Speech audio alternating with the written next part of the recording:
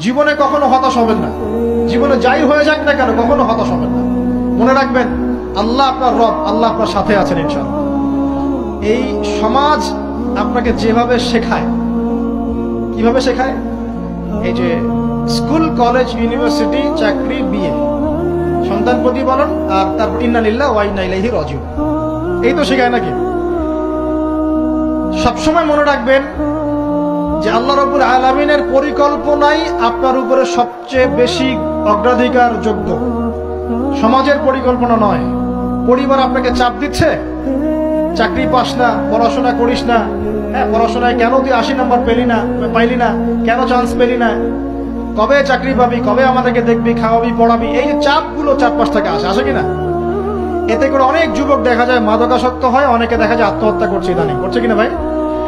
এই শব্দটা থেকে আমি এই পয়েন্টটা আজকে লিখেছিলাম যে ভুলেও আল্লাহর প্রতি বিশ্বাস এবং তাওয়াক্কুল হারাবেন না। সমাজ যেভাবে শেখায়, সমাজ চারপাশে যে চাপ আপনাকে দিচ্ছে, এই চাপে নিজে গা ভাসিয়ে দিবেন না। আপনি আল্লাহর কাছে দোয়া করবেন, আল্লাহর কাছে পথ চেয়ে নিবেন এবং আল্লাহর প্রতি তাওয়াক্কুল ভরসা করবেন। কখনো আত্মহত্যার পথ বেছে নিবেন।